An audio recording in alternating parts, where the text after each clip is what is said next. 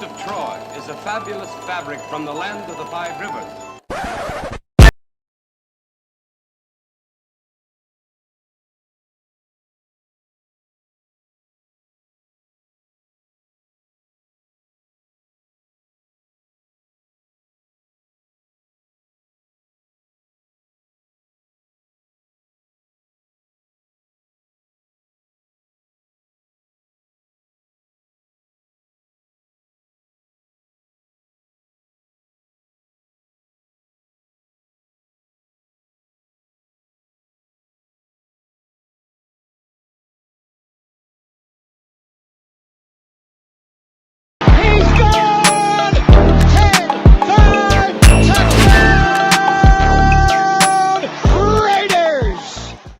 Years ago, when we came to Los Angeles, I really believed that the greatness of the Raiders would be in its future.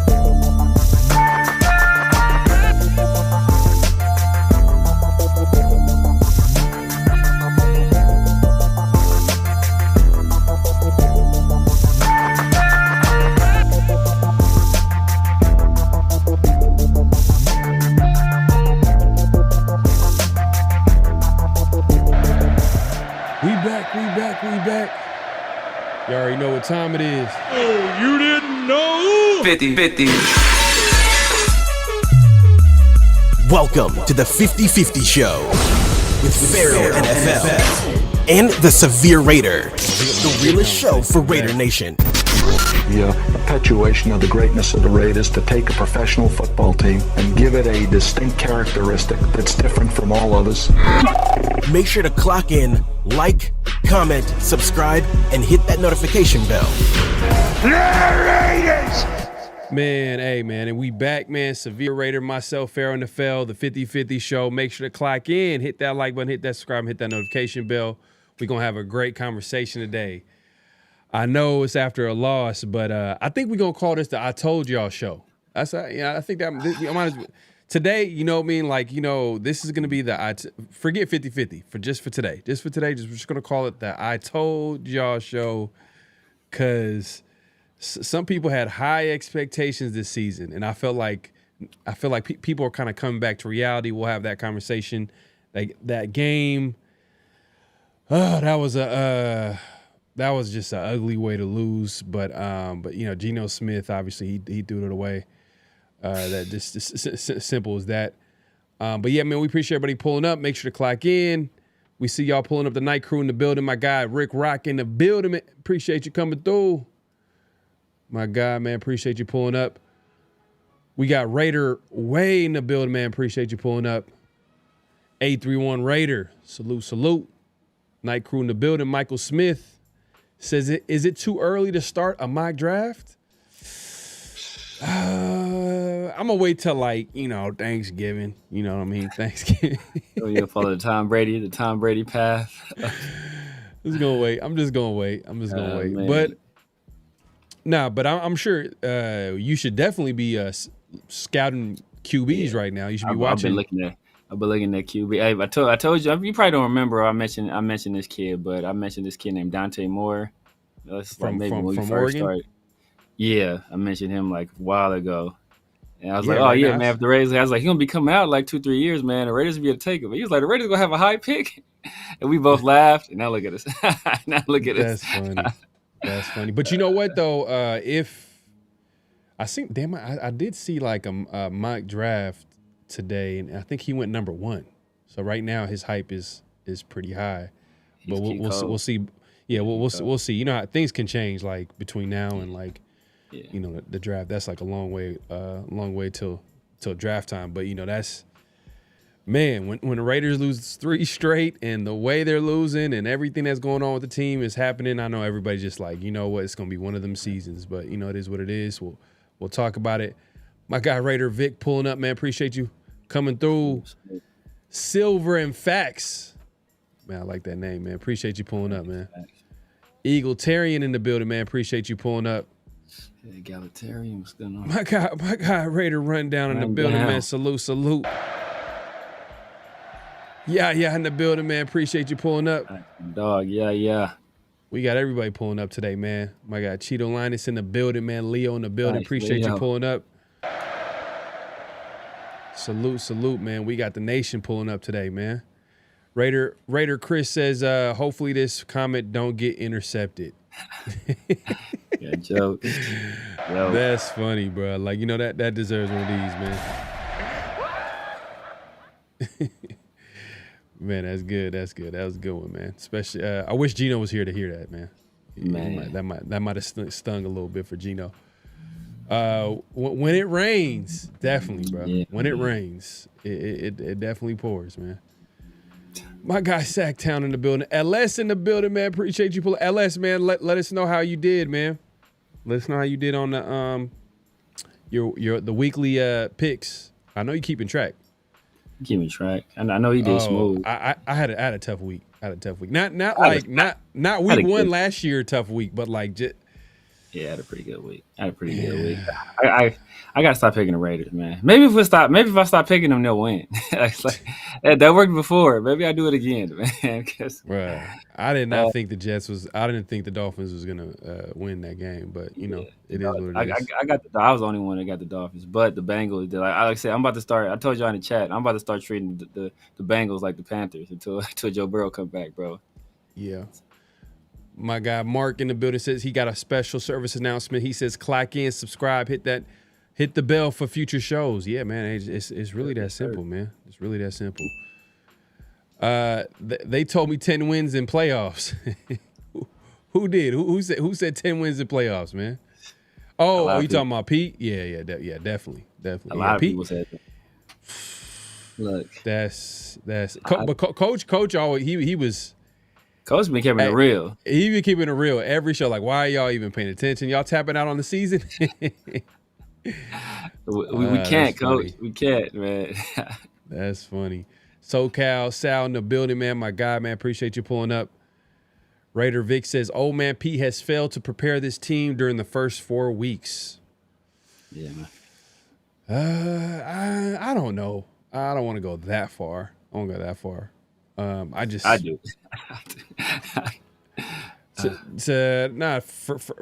For me, it's not even about being prepared. It's just like they're just not good enough. Like, it comes down to like that. That's the elephant in the room. Everybody's trying to say, "Oh, they need to find some type." Like, no, it's just bottom line is that they haven't been good enough in order to win games. The last 3 games, the last game I felt like they were good enough to win. But, the most important position on the football field failed to show up. So, and that's Gino Smith. My guy, just another DJ in the building, man. Appreciate you pulling up. My guy, man. Appreciate you pulling up, man. He's 9-11. I know Jeanty got severe feeling some kind of way. Hey, we'll talk about it, man. Well, that's going to be a cool conversation day. Nah, man, why would I be mad? People like, oh, I didn't want him there. Like I want every player on this team to play good. I mean, you know, Right. Except Tommy Raider, Hackenberg. I don't want it's no Eichberg, yeah. I mean, you know. Well, I think he have like he had a penalty last game. Yeah, penalty. Game too. Yeah, it's a bum. That's the only time. That's the only name call out is a penalty. That's the only time I noticed him. Get your boy, coach.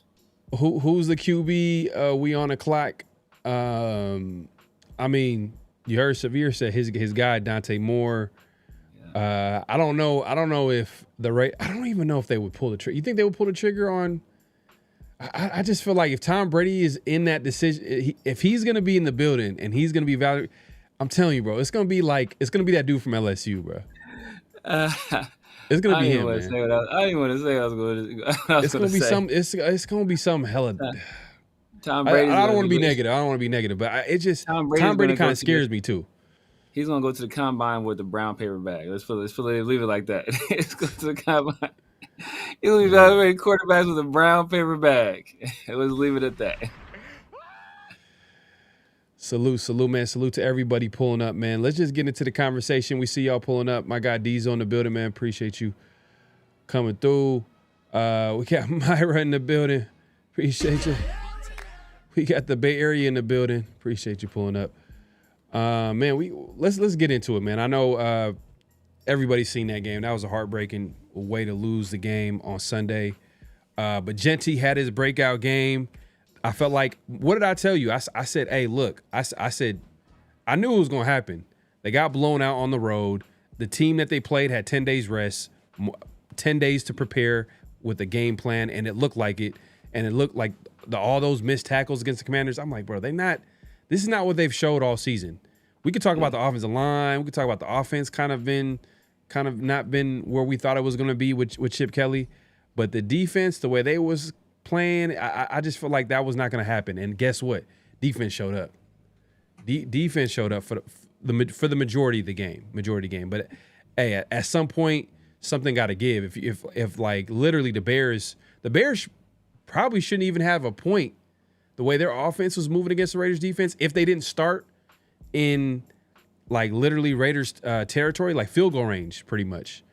Yeah. For the majority of the game, they were starting like literally in field goal range.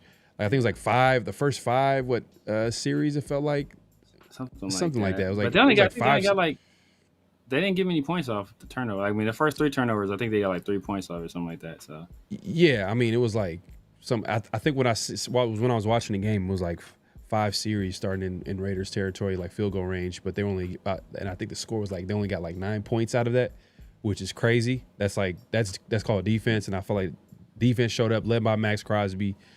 Were they perfect? No, but they just been the surprise of the season, man. They find ways to get it done. I mean, like obviously there's a talent deficiency on that side of the ball, but as time goes on, hopefully they can add some talent to that side of the ball.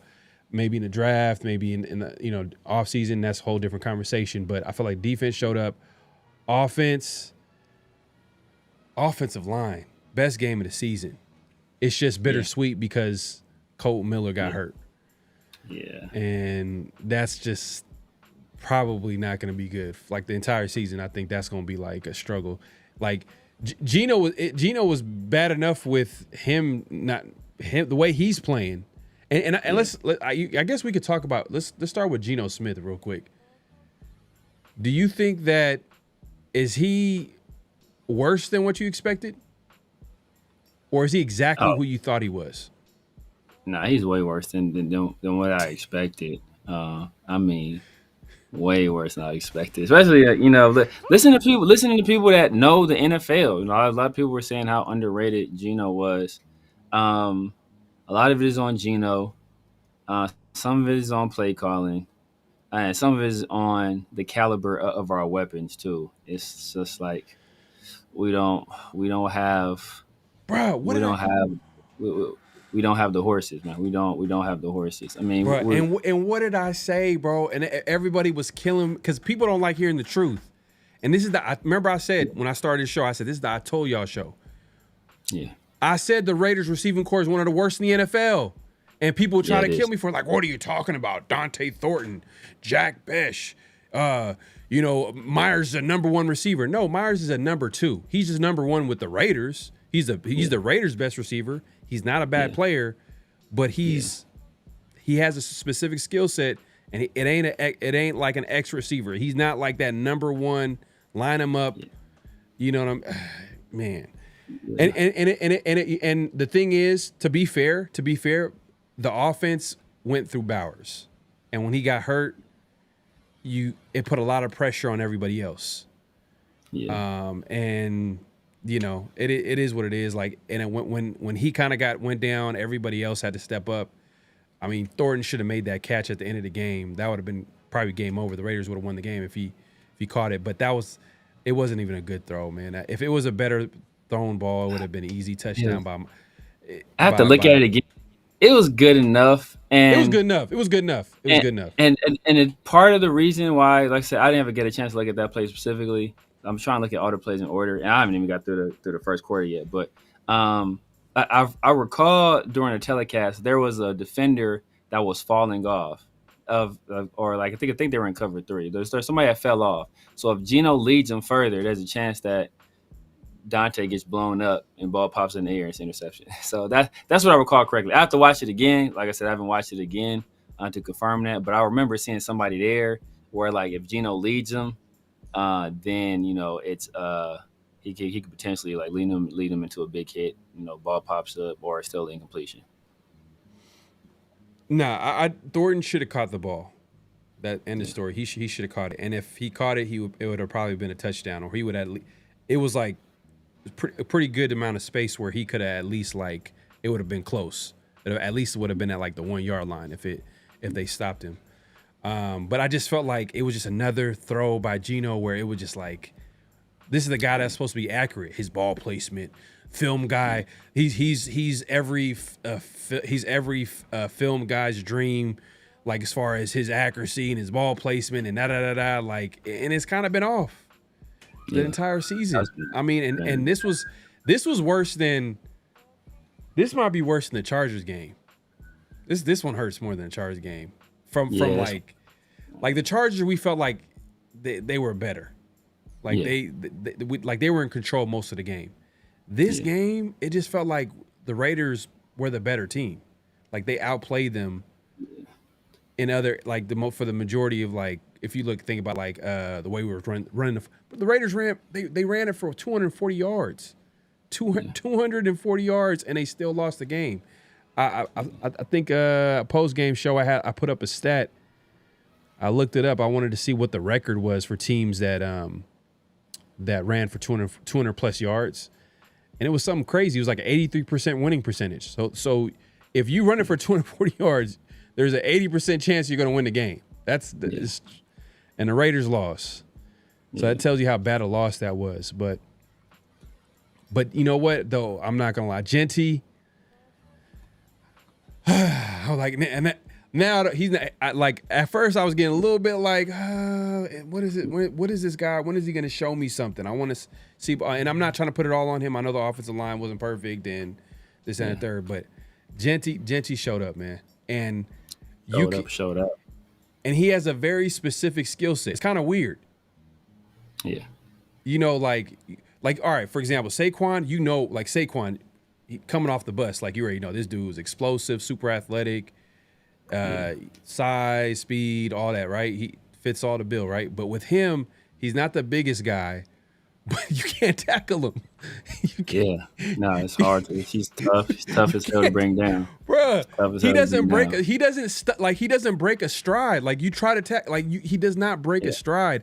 And I shout out to Chip Kelly. I know a lot of people have been kind of criticizing him, but I like that he was able to get him involved in the pass game. But the timing of when he did it I liked what he did in the red zone. And he literally, every defender that had a chance to get him down, they couldn't get him down. He scored a touchdown. So hopefully, I don't think anybody touched him. The first one, I don't think anybody touched him. The second one, I think he shook somebody and broke a tackle. But the first one, I don't think anybody touched him. I think both. I think Both thought of the first them. one was like because the first one was like a outside. Because the first one was a design. The first one was like a design running back pass. The second one, I think he was just a check down, and like Jeanty shook somebody, and then he got into the then he got to the end zone. But I think he broke the tackle. Nah, No. I don't think he shook him. He just, it was like the defender had like so. What I noticed with Jeanty, like Well, he took he made him think he was gonna go one way, and then he spun out the catch the other way, and then I think he like broke a tackle to get into the end zone. yeah, it On was the like an second- arm tackle, and arm tackles do not work on Jeanty. It's not gonna At work. all. It's not gonna work at all. And the way he does it is like when a defender's coming full speed, he uses that to his advantage, and he'll just like make a move. He might not make the guy like miss like all the way, like maybe a more faster, more explosive guy, maybe with jump cut and make him totally miss. But if it's an arm tackle, Jeanty's winning that. He's gonna break it. He's gonna break it 9 times out of 10. He's gonna win that. He's gonna win that. What'd you think of that run? What do you think of that run, that long touchdown run? Because that was a question about Jeanty. Yeah. Like, is this a guy that can take it to the house? Can he take it to the house? Like, does he have that long speed? He has some speed Still a on it. question. That's still a question. But can he Yeah. take it to the house? Yes, he can. It's gonna be in his own way. Because if he had to beat, because like first, there's two impressive things about that play. First and most impressive thing about that play. Well, 3 impressive things. First of all, he made a great read. He made a great read on that play. Then the second thing that was most impressive is that Jordan Meredith got his ass whooped on that play. Whooped. Mm-hmm. And Jeanty broke a tackle from I want to say it was a D tackle. It was a D tackle. Broke a tackle. Two arm tackle. Broke it. Barely broke stride. So he kept his footing, kept his speed, and was able to get outside.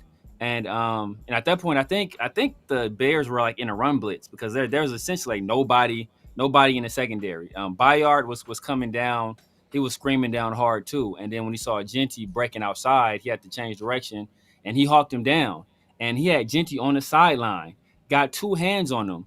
Jeanty broke the tackle right by the sideline, didn't go out of bounds, kept his footing, and scored. Like, most people are going to get knocked out of bounds at least. The fact that he was able to keep his footing, stay in bounds, and keep stride and score, like that was like that. That's it. That's Boise State stuff right there. That's the contact balance. That's that contact balance for him to just like not break stride. Like his momentum is still going the other direction. It like his speed is good enough. You know what I mean? Bird had an angle on him. He had an angle on him. His way. He didn't. He hawked him. If anything, he hawked him. But like I said, you can hawk him if you can't tackle him. It don't matter. Like you can't tackle him. Like you can hawk him all you want to. Like if you can't bring me down, bro, it don't matter. You know, it don't matter how close you get to me. So, No, go ahead. Yeah. No, I was just gonna say too, like just like looking at his game. You know, shout out to Ray. He made this point because Ray, Ray to Ray, he's a big Jeanty guy, and he was like, Jeanty in the fourth quarter. Like that's where you're probably going to see a lot of big plays from him, especially when like if the Raiders establish the run and then like it's the fourth quarter, defense is tired. And then tackling form gets worse. Man, so they really arm tackling at that point. Yeah, that's when especially if they've been running the ball well earlier in the game, and they've been the offensive line been leaning on them all game, and they've been taking that contact. Third come fourth quarter, like he's gonna be a menace to bring down. Do you think that that his like stance was really a big deal? Nah, bro, that's like because I seen. Did you see did you see like he? First of all, he didn't. You could tell he was barely in the stance. He was barely in the stance like last week. He was barely in the stance at all. Bro, the only difference, it was hella funny because they had like a video where they compared the stance that he had against the Commanders versus the last game, right? Against the Bears. And the only difference is that he had his hands on his like bro. But he wasn't even like crouched down. He ain't been in the stance since like late in the Chargers game, bro. And you could tell like he didn't want to change it. He didn't want to change it. Yeah, he's been doing the same. He's basically been standing up damn near the entire season. Like nothing really. Like this week, yeah, it's just like he didn't try to create an illusion anymore, right? To make it look like he was standing down. But he looked comfortable though. I'm not. He looked way more comfortable. But he looked like I said, I want to see it again because we were playing the Bears, so I want to see him duplicate that performance. I want to see, and it's tough because now it's always gonna be that question because now we don't got Kolton Miller there, so it's like it's gonna be ugly. It's gonna be nasty. So, like I said, because the Bears is trash run defense. I mean, yeah, it's like like some of the mistakes. Just watching the first quarter, some of the mistakes they were making, like, oh my god, like it was ghastly. But but Stone Forsythe out there, that's gonna be, that's going. So like, but it's gonna be tough because most of Jeanty's success came off of that left side. Most of his success was coming off of that left side, if you notice. Like his bigger runs was off that left side. So, it was Parham was getting busy, Kolton Miller was getting busy. I don't know if it's a comfort thing with Jeanty. That's why even when we had even on that fourth down play, or a third down play rather, when Kolton Miller left, we still called a run to the left. So I don't know if it's a Jeanty thing where that's where he's more comfortable or he sees the picture clear to the left side, but he likes running left. So now that Kolton Miller's not there, it's going to be. I didn't like that play call. I understood it, but I didn't like the play call. I mean, bro, you drafted running back at 6 overall, bro. You need him to get 6 yards, but obviously it's 2 yards. I didn't like it. They were selling out to stop the run. It was hella obvious, like it was hella predictable. It was just like, I wish it was like a play action bootleg or something like that, and then you got someone in the flat. If either way, but see, that's the thing though, especially the play action bootleg. So many things that happen with the play action. The running back and the quarterback get their legs tangled up. If they selling out for the run, he got to turn his back to the defense on a bootleg, and then he can get sacked, or it have to be at a scramble situation where he kind of trying to throw it away and get intentional grounding or throw another interception. So it's like you drafted Jeanty at 6 for a reason. So put the ball in his hands, live or die by it. At least at that point, you're still in field goal range. You want to preserve the field goal. Give the guy that's been having an elite game at that point, 3 touchdowns, 138 yards, I think. Like, give that guy an opportunity to kind of close the show and put a stamp on that performance. Like, yo, not only did I do this, but hey, I kept this drive going. I made sure I sealed the deal. Like, give him that opportunity. And we still were in field goal range. Obviously, we know what happened with the field goal, but give him that. Let him do that. Give him that chance. My guy Omicron says, Severe, do you think they need another addition at corner, offensive line, D-line, or is it a wrap? We should just look at Grant, Caleb, and other players. At corner, yeah. Eric Stokes is bad. Caillou Kelly ain't been that bad till a Sunday. Rome Odunze was cooking him, but they know each other though, so that's a situation where it's like. And Odunze's been killing though. Like he's been killing. He's had a breakout year so far. Yeah, so they kind of know each other, but we definitely need somebody besides Stokes. Defensive lineman, we definitely need a pass rusher. Tyree Wilson is trash. Get rid of this dude. Like, why you wasting time? This experiment is done. You ain't mining no potential. It's a wrap. It's through. People talk about the 1 sack. Well, guess what? Well, what I've been saying about Tyree. If Tyree is not blocked, Tyree will get busy. If Tyree is not blocked, Tyree looking like the best player on the planet. Anytime you put another human being in, Tyree was getting his ass whipped by tight ends. Like, bro, I'm done with this Tyree stuff. Like, get this dude off. Get this dude. No, don't even play him no more. Like, just put Tonka Hemingway out there. Put JJ Pegues out there. Let the young guys play. Tyree, that experiment is through. Finished. Finito.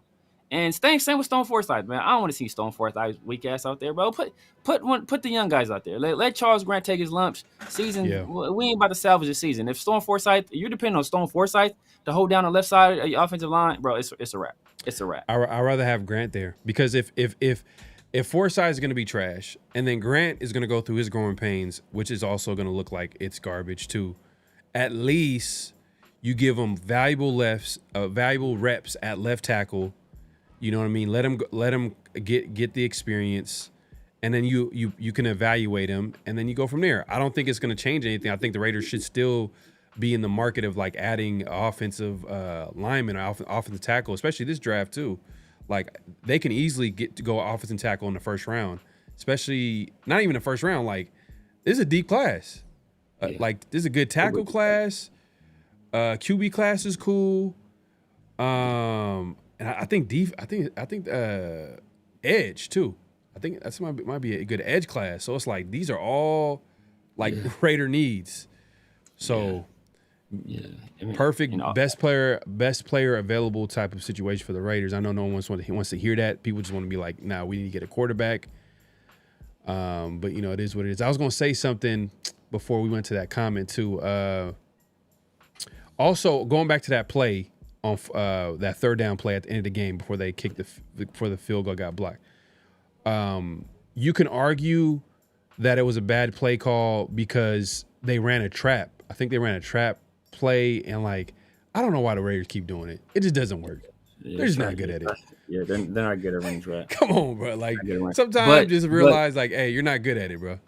But you run trap because you don't think that your interior offensive lineman can block whoever it is on, you know, at defensive tackle. And like I said, Meredith was getting his ass whipped basically the entire game. So it's like basically the entire game he was getting handled. So that's why you run trap. That's why they run trap. Like the Raiders haven't been that good at it, but that's why they do it.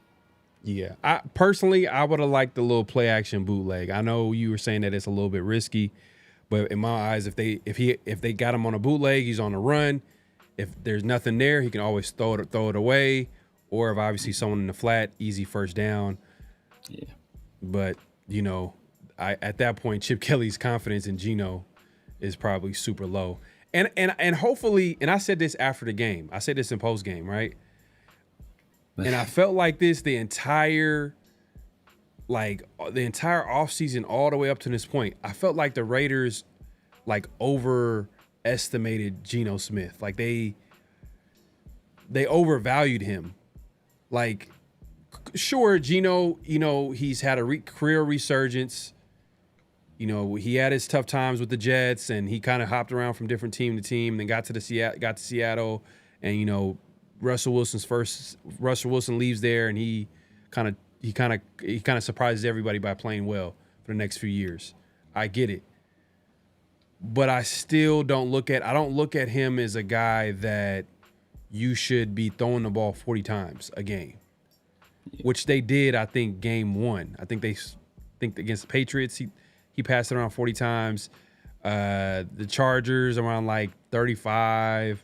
This game, obviously, they ran the ball well, but like they need to like understand. Like I felt like, and the way, and just hearing comments by Chip Kelly. Oh, I never have taken input from quarterbacks before. Like I take heavy input from him and how I call the game, and I'm like that needs to stop. Like they need to stop that. Like just understand who your personnel is. Gino, he's a good guy. Seemed like a good guy, but. Yeah, he's not that guy. He's not that dude at the quarterback. I mean, you can still take input from him. Though. I mean, I don't think that like his ability as a player, like that doesn't have to do with his intelligence level or his understanding of the game. So I'm of the opinion that you should take feedback, and maybe you don't execute on it, but you should take feedback from all of your players at some level. Hey, you know, what do you like to run? What are you What are you comfortable? Like, I think you should take that feedback. You know, what you do with it at that point, you know, do you implement it or do you apply it?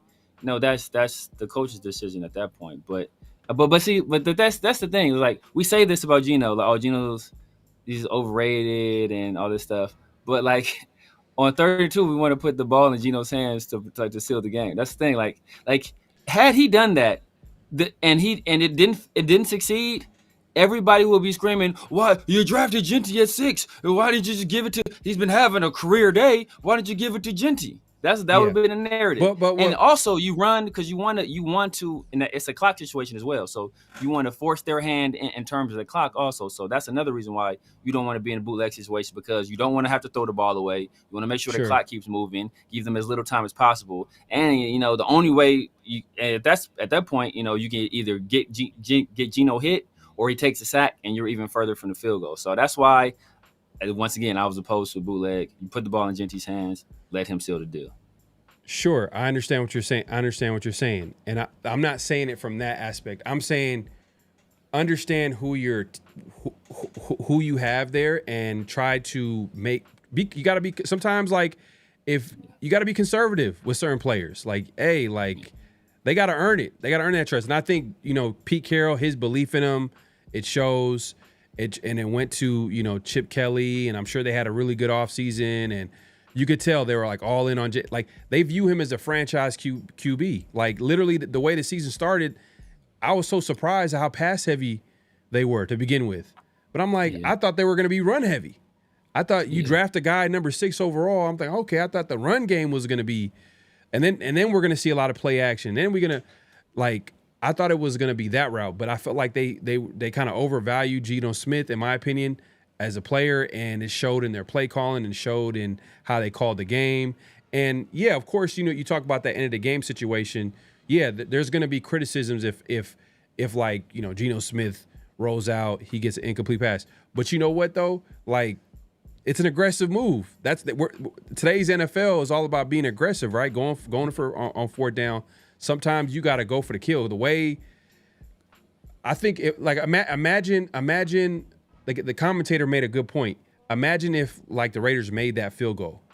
I think it would have been like 40-something seconds left, and then they would have got the ball at, the way the rules are kind of set up now with the kickoff, like it's kind of a shorter distance to get to where they need to go to kick the field goal too. So the Raiders would have. It still would have been a close game, like no matter what. Like it's not even just the game would have not been over if they kicked the field goal and made it. And the Raiders won. Nah, they still would have had some time left. They still could have. The way that the kickoff rules are set up, it's like it kind of gives the the opposing team an advantage to get a little bit closer to get that field goal, in my opinion. But that's why you got to be a little bit more aggressive. That's why I think today's NFL is a little bit more aggressive because there's a lot of advantages. Yeah. I mean, it's like so. At some point you got to weigh the pros and the cons of the situation. Like running the ball there, forcing them to use a timeout, also run some clock off the. If you throw an incomplete pass, that leaves them more time on the clock, or leaves them with an additional timeout. You feel what I'm saying? So that's why like the run is the safest bet in that situation. Jeanty's been playing like top 5 running back all day. Like give him the opportunity. I'm sure he wanted the ball in his hands. Let him see what he could do there. You live with him at that point. You live with him and you've been dying with him. So he was the reason we was in it. We was in that game regardless. So I wasn't like super mad at it, but I just felt like everybody knew what was coming. I'm like that's where you kind of like okay, they know, everybody knows that the ball is gonna go get handed off to Jeanty. Nope, bootleg. Oh, you got Brock Bowers right there in the flat. Throw it to him or whoever is on that side. You know what I mean? A quick little pass. Yeah. I don't know. I felt like it was it would have been aggressive, but but it doesn't really guarantee that the Raiders would have won the game or anything like that. But I bet you if they got that first down, they would have ran that clock a little bit down. They would have got a lot closer. You see what I'm saying? It would have they would have given them a better chance to win the game, but. There's so many different. If they got the first down. Yeah. But there are so many different parts of the game. We talked about that drop pass by Dante Thorne. We talked about Geno Smith, 3 interceptions. We talked about, the defense. We didn't really talk too much about them. Like they played a great game. They just gave it up at the end, though. And we've seen that so many times too. Like if you're a Raider fan, we've seen them type of games where like defense plays well, and then like at the end, they find a way to, the other team finds a way to score, and then the rest is history. But, it is what it is.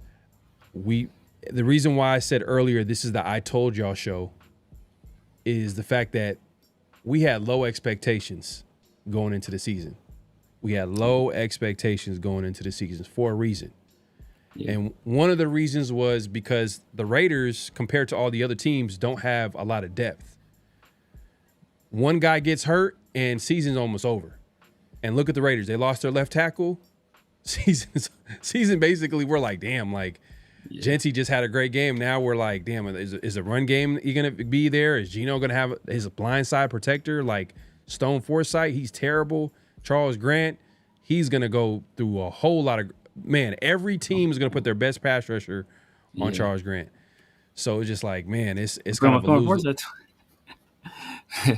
Yeah, tomato. It's basically tomato is what I'm trying to say. Is either way, it's not going to be a good situation for the Raiders. Facts. And but look, just to show the other side is look at the Chargers. They lost their starting left tackle before the season started, right? I think they lost them before the season started. Yeah, Rashawn Slater, yeah. And they're good. Yeah. I mean, they're not totally good, but like they're. I think they might have lost Joe Alt too, though. I don't know how hurt he is, though. Oh, they lost Joe Alt.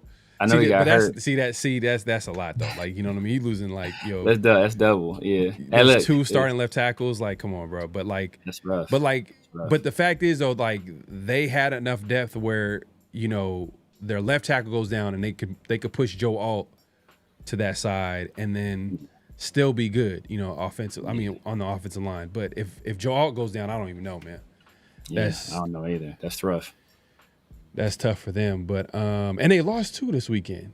Damn, they lost 2. I mean, not damn. Like I'm mad about it. It's just like I actually picked the other team to Jackson Dart. Oh yeah, no. Who did? Oh, Jacksonville. They won. They won. They won. They beat who did they beat? Who did they beat this weekend? Who did they beat? That was an upset too. That was upset. I think somebody called it though. Was it you that called it? I was thinking about, it was the 49ers. See, that was one of them games where I'd be like, in my head, I'd be like, man. I was thinking about that one too, but it was like Brock Purdy was coming back. But I was saying Jackson. I said Jackson Dart though. Jackson Dart is the one who beat the Chargers. Who was telling everybody about Jackson Dart. Hey, it's I told y'all show, man. I told y'all so show, man. Like at the end of the day. So, but did you watch the game? Did you get a chance to watch him play? I was watching it. Yeah, he was clean.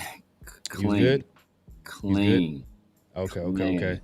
Clean. I almost grabbed that for notable quotable because Gerald McCoy was like, I think Gerald McCoy and somebody else was like, yeah, man, he's gonna be elite. He's gonna be elite. I was like, damn, for real?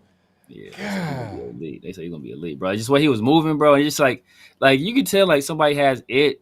Like after he scored his first touchdown was like a run, or was like a quarterback draw, against the Chargers. Like the Chargers is a good defense. They got Daniel Henley up the middle, got Derwin James up the middle of that defense. So called quarterback draw up the middle of that defense. And then afterwards, he's like dancing on people, like he's out there swagging out. He's rocking a turtleneck with the chain. When I saw him rock the turtleneck with the chain, I'm like, it's a wrap, bro. It's a wrap. It's a wrap. They ain't ready, bro. I saw him rock the turtleneck with the chain. I'm like, it's a wrap. It's done. It's done. All I seen, I didn't watch the game, but I gotta watch it. I gotta watch him play. Now that you damn, man, bro, the Raiders just. Yeah, man. But look, Jeanty put up 3 touchdowns, bro. Jeanty put up 3 touchdowns. That was our first round pick. Jackson Dart went in the first round. So no. I'm not mad about Jeanty. Like every game he's gotten better, and this game it made me like comfortable. Like, all right, we got something here. We got something here for sure because it's this game, man, I'm comfortable. But I was like, I see it. I can see what it can be. I see what it can be. Yeah, because you can see because one of the questions that we had is like, can he do the same thing he was doing in college in the NFL? Yeah. And he did. He did it this game. He wasn't doing it in any different way. It wasn't like he was actually. You could see the contact balance. You could see the vision. You could see. That his game, his combination of what he's doing out there it came out this game. So shout out to Jeanty, had a great game. We got to give him props. Yeah, but damn, Jackson Dart just serving. Damn, man. And then meanwhile, Cam Ward is basically saying we ass. As a pressure, you seen that? Hey, yeah, I saw that. Yeah, I saw that. He said we ass. He was like, "How'd you play?" It's like ass. He's keeping it real though, man. Keeping it real. Keep it accountable, man. He keeping it proud. That's another thing. Hey, that's another thing I liked about Jeanty too. To switch back to him is that after the game, I think they had like the media scrum by the lockers and like dudes getting dressed, whatever, and they came up to him and they was like, "Oh no, Jeanty, you had a great game. Yeah, you had all this stuff." And usually somebody give you a compliment, you start to smile, all this stuff. But nah, he was stone faced. He was like, you know what, hey, I don't care about the stat sheet. I'm looking only thing I care about is getting the win. I was like, that's what you want to hear right there. That's what you want to hear. Yeah, right there. I don't know. I feel like that. That's just a politically correct answer. You yeah, can easily but no, you could say I seen him give some some fake ass answers before, like. oh yeah, But that no, for sure. would have felt like you meant though. No, because and I'm not saying what he said was bad. I'm not. This is not a criticism at him all. But I'm just saying like would have been a real answer. Would have been like, yeah, like it felt good to play well, but at the end of the day we lost. So it's kind of like, it's bittersweet. It's like I can't even enjoy the great game that I had like with my teammates because I want to celebrate. He could have said that. That would have been real. Like, because you want to win at the end of the day. But then obviously if you play well, like, hey, of course you're gonna be excited about that. Like. But I don't know, in the world, I guess the world that we live in, you can't acknowledge that you played well in a loss. Like we lost, and it's just, and then you're going to criticize someone, just be like, oh yeah, I had a good game. That felt good. But like, I don't know. I just feel like some of that is kind of politically correct answers, but it is what it is. We appreciate everybody pulling up. Make sure to clock in, hit that like button, hit that subscribe, and hit that notification bell. We get it to the chat real quick. SoCal says Charger F. Slater gone for the year. Becton on concussion protocol. Ultimus. And I don't care. Hey, the Chargers, they dealing with their injuries. That's the thing about NFL, bro. It's like one of the ugly things about the NFL. Like every sport, but like especially NFL, like is injuries. And the best teams, the good teams, they got depth. And there's a little bit of luck too. You got to be lucky because, like, the Chargers, they got depth in offensive line. But you can see how, like, they're a little unlucky right now with Slater gone. And then if Alt is going to miss, he's missing with a high ankle injury. But, Kolton Miller, speaking of high ankle injuries, Kolton Miller, he supposedly had a high ankle injury, sprained ankle. That was the initial reports. And then today we found out that it was actually worse. Like he had a high ankle sprain, plus they found a fracture in his ankle. Yeah. So season's over. No, but I just he's gonna go. He's gonna go to injury reserve. I don't know if is there a possibility he can return? Maybe we might find out more, but depends. Depending. Yeah. Depending on the type of fracture you got, if it's like really bad. But man, when it rains, it pours, man. Yeah. So I think sprain usually like 5-6 weeks at least, especially for a dude that size. 5-6 weeks, that's on the low side. And the fracture, because that can be. I mean, usually bones heal fast, but you just want to make sure it's like fully healed because the chance of injury if you go out there and play on it before it's fully before the bone is fused, and you'll break it in the same place. So. Hey, it's crazy too. This is one of the, people question if the Raiders should have, gave him a contract, especially because he's showing, like his body's showing, signs of breaking down, like with his shoulder and then now like his ankle. Yeah. And he got rolled up on, didn't he? I want to say he got rolled up on.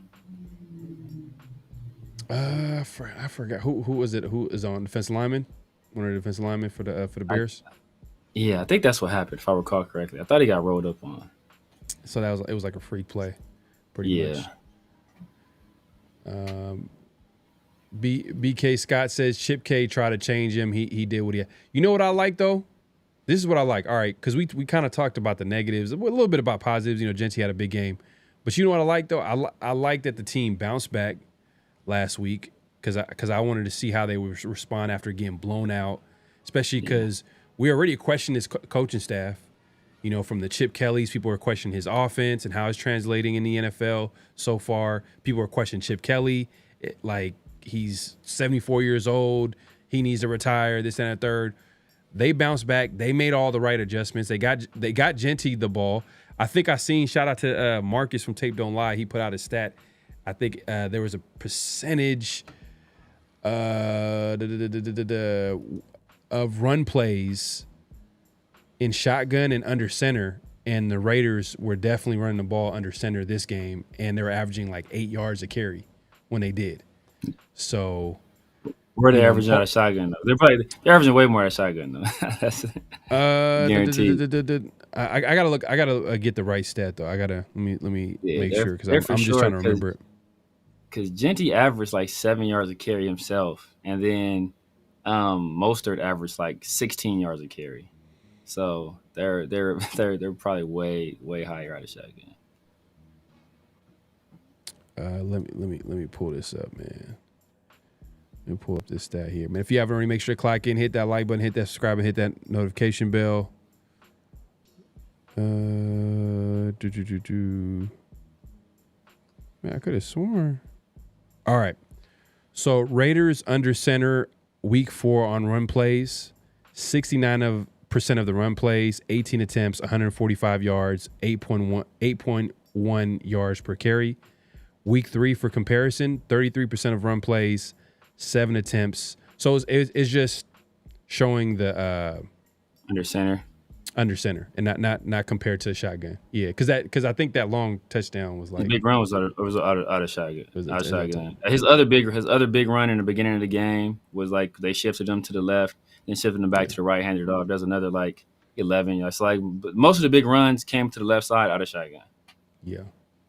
Yeah, man. So we appreciate. Hey, make sure to click and hit that like button, hit that subscribe, and hit that notification. But we got to give you that friendly reminder. We're going live on both our channels. So you definitely, if you haven't subscribed, definitely go ahead and subscribe to both channels, as well as hit the like button, hit the notification bell so be notified for new content and when we go live and all that good stuff. Yeah, man. Hey, look, any last thoughts on the game? Jeanty? No, I mean, because I was happy to see him have a big game, but I was also like, this is Chicago Bears, like the worst run defense in the league. So I was looking forward to see, hey, you know what? Let's carry this momentum against another opponent, a better opponent, a little bit of better defense.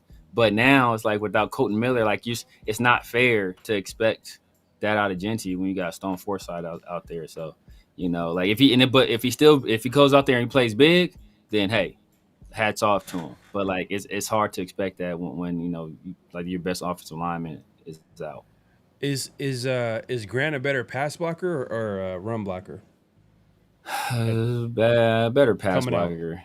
Better pass blocker. Because his athleticism, he's still kind of light in the ass, but he just has great movement skills, real good balance, super crazy long arms. But he's not that strong at the point of attack. So that's he's like a typical left tackle then. A typical left tackle. He's like I don't even say a typical. He's like a typical like young like pass blocking left tackle. Really. Because usually usually the maulers are on the right side, right? Like the good run blocking tackles usually are on the right side, right? Yeah. Unless you want your left tackle to be good in pass pro. Like you usually prioritize pass pro out of left tackles.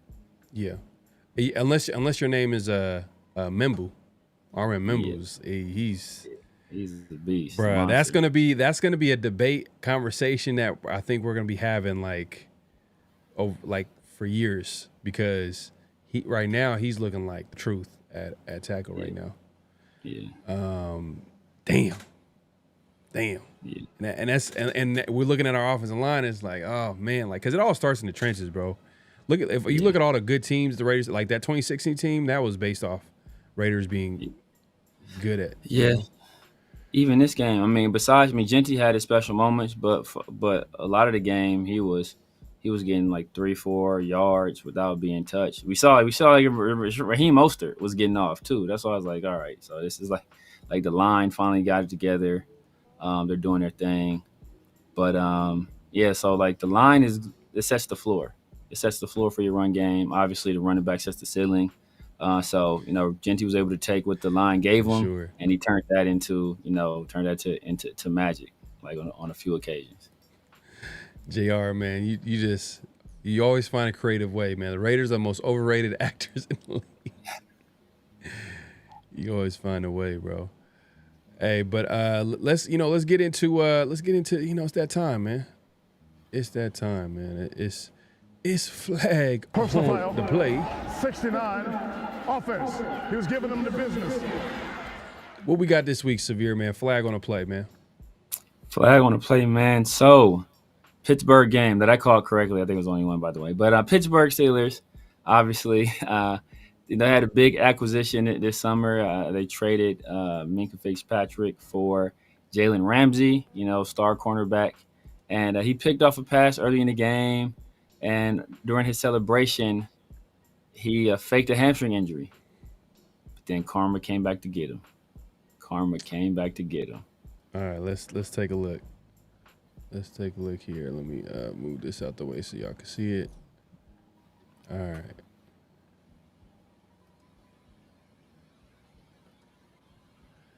All right, so him, this is returning it was an interception return? Yeah. So he's grabbing his hamstring. Oh, he does the gritty.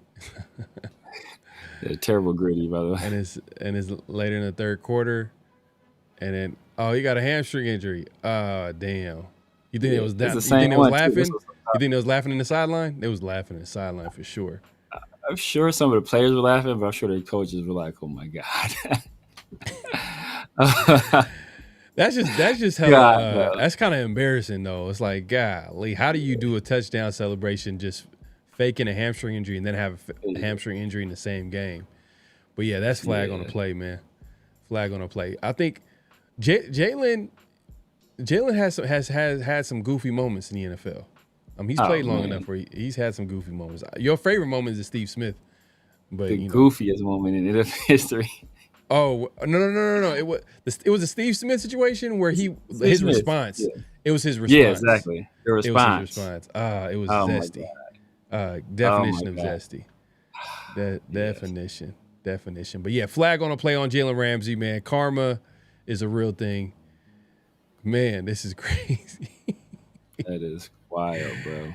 Is he out with injury too? Like I haven't even looked at it. That's still crazy.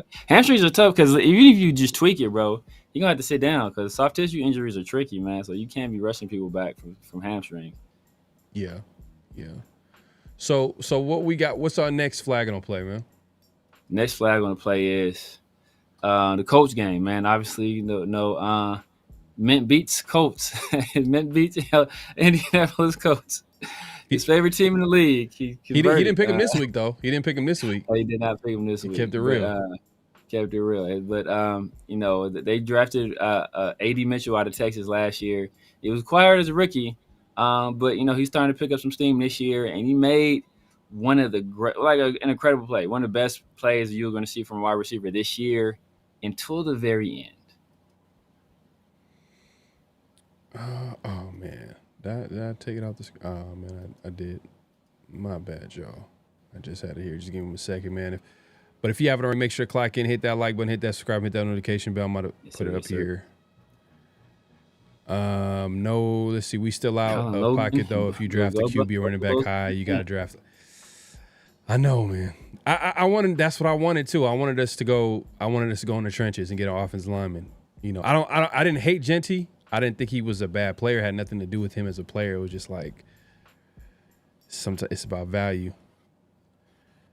And we need an offensive lineman. Oh yeah, here we go. This is bad. Yeah, this wasn't like it was bad, but it wasn't like it wasn't Deshaun Jackson bad. Did you say Deshaun Jackson bad? Oh no. It wasn't Derek Carr bad. It wasn't Derek Carr was worse. Derek Carr was worse.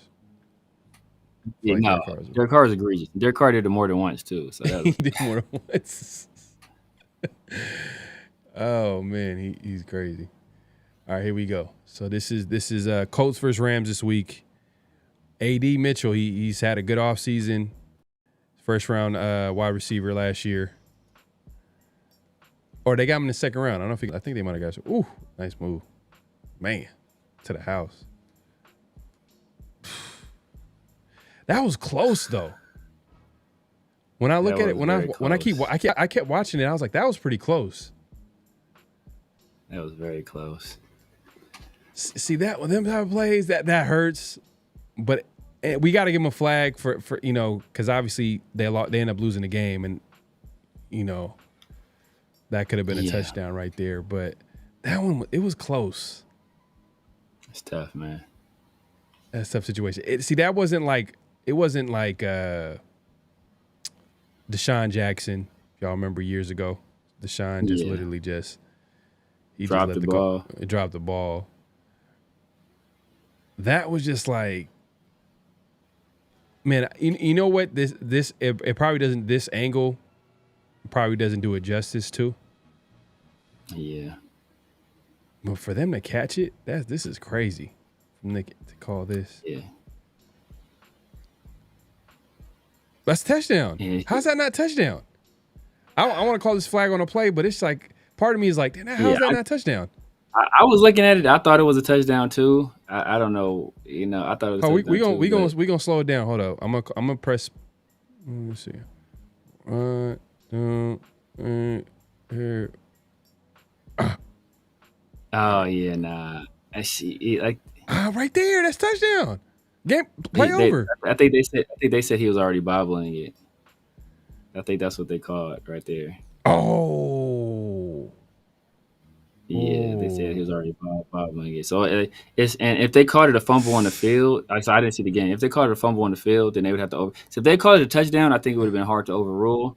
But if they called it a fumble, then it's going to be hard to reverse it. So, you know, and it's crazy that he was trying to do the right thing. He was trying to make sure he didn't go out of bounds. He's trying to reach the ball over the goal line. Because he had the ball in the other hand. That was just it's a flag. We gonna call it a flag, but this is not like a Derek Carr moment. This is not a Deshaun Jackson moment. This is just like circumstance.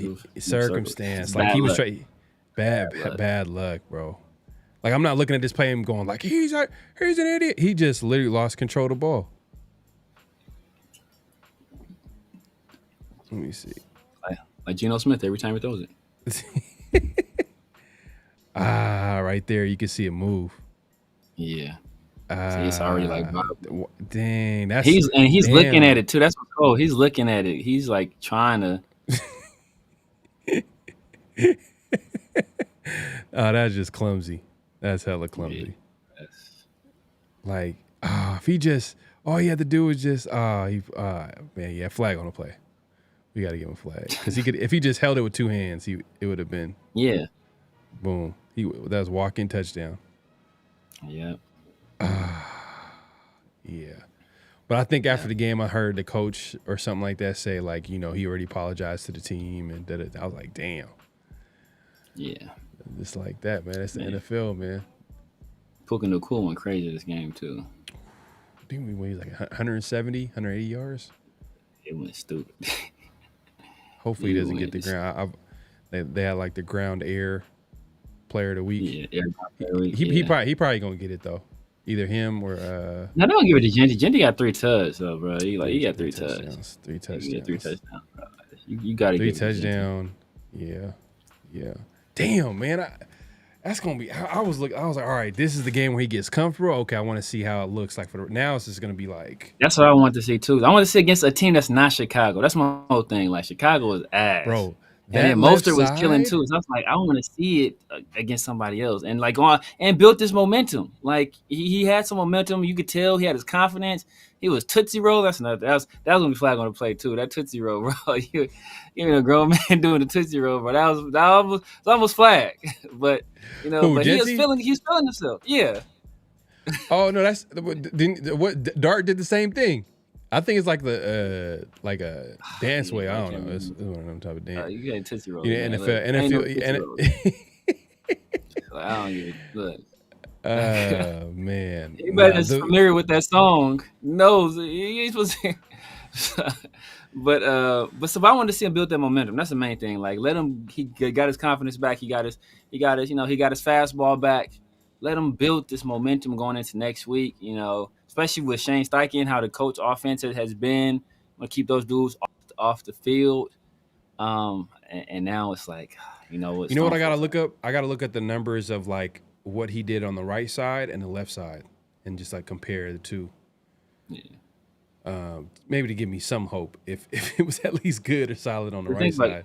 He's like, let's think about it like this though. Think about this. He finished with 138 yards, right? Yeah. 64 of them came on one play. So imagine, and then I think he had like a play early in the game that was like 12 yards off the left side. So like that's like more than half of his yards off the left already, just off rip. So he said Tootsie Roll is wild. That's super funny. Nah, but didn't you see that Jackson Dart had I think he had the same He The did. same. He did the same I thing. know. Man. I know he did a goof. I know he did like a goofy dance after his first He touchdown. did. He Was did. it? It Was was it goofy. Tootsie Roll though? I don't know. It looked like it looked like it was similar to like an Ashton Jeanty celebration. It was similar. I don't know if it was Okay. a Tootsie Roll, but it was like the same little move or whatever. But it is what it is, man. If you haven't already, make sure to click and hit that like button, hit that subscribe, and hit that notification bell. We're not done yet, man. We got notable quotables. That's where we play quotes that we find interesting that we want to talk about. Here we go. What's the first quote, Severe? What we got? Yes, sir. Yes, sir. So the first quote we got right here is we got Taylor Lewan. Taylor Lewan, obviously, he was former offensive lineman in the league. I think he played for the Titans for a while. He's part of the Bussin' with the Boys podcast.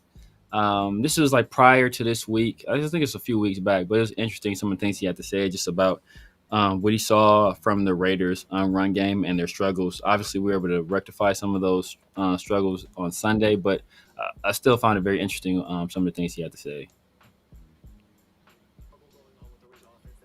Might not be privy to because of the explosive struggle going on with the Raiders offense that people might not be privy to because of the explosive plays they had on the offensive side of the ball. Pete Carroll traditionally likes to be under center. He likes to establish the run game in a big way, and you have three offensive linemen in the middle of that Raiders offense that when you watch the film, you put up basic gap scheme stuff, and the Patriots had to move the line move their defensive front a few times. It really put them in a blender. They started mixing in their run stunts. They brought five guys, and they weren't able to push that line of scrimmage. And a lot of that is Ashton Jeanty missed a couple holes, but a lot of it was the interior of that offensive line couldn't get movement and couldn't get solidified in their double teams.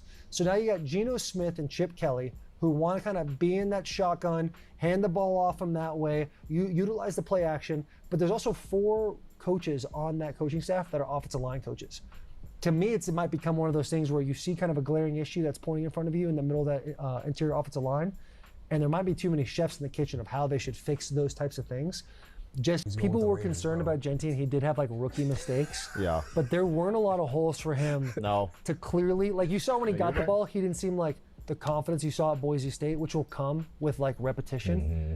But there's a couple of like blocking errors with that offensive line that like, oh, you're not putting your rookie running back in a position to be successful right now. And you can see it's kind of playing up here. That's interesting. Especially his comment about, having too many chefs in the kitchen, you know what I mean, when it comes to offensive line. But I mean, he mentioned four. So obviously O-line coach, Carroll's son, Brennan Carroll, Philbin. Who's the other two? I don't know. Because I was thinking, like, I don't remember if if Chip Kelly was offensive line coach in the past. I don't think he was, though. I think he was a wide receiver coach, if I recall correctly. Yeah. So that I don't know. But, like, he's plugged in, so Taylor Lewan would know. But, Brendan Carroll and Joe Philbin are only two that immediately come to mind. I'm sure some other people in the chat will be able to let us know who the other people are. But yeah, man, it's just interesting things I said as well. And basically he echoed a lot of what we've been saying since the beginning, right? Obviously Jeanty's missing holes, but the lion's share of the blame goes to the interior of the offensive line and them not being able to just hold up consistently at the point of attack.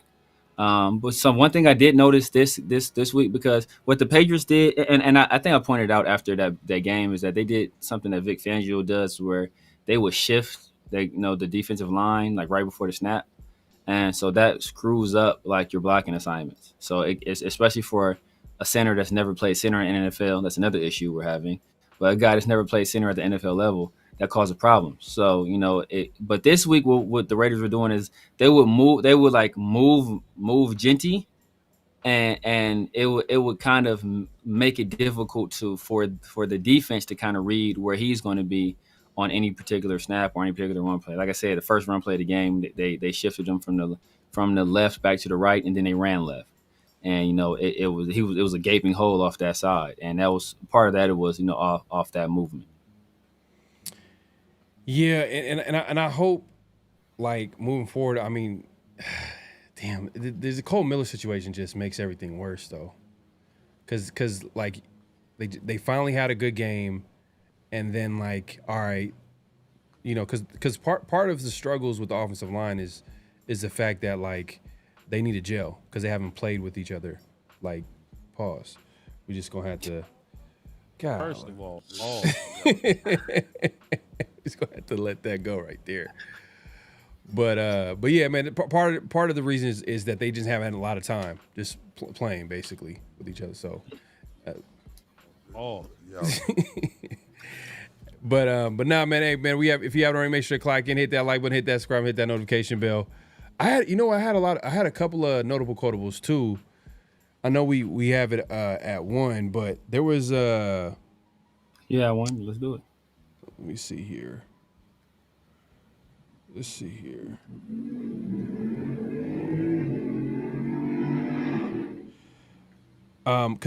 So this week we're playing Daniel Jones, quarterback for the Colts this week. We're playing the Colts this week. He's having like a great year. You know, Gino Smith year. He's having a great year. Career resurgence. Exactly.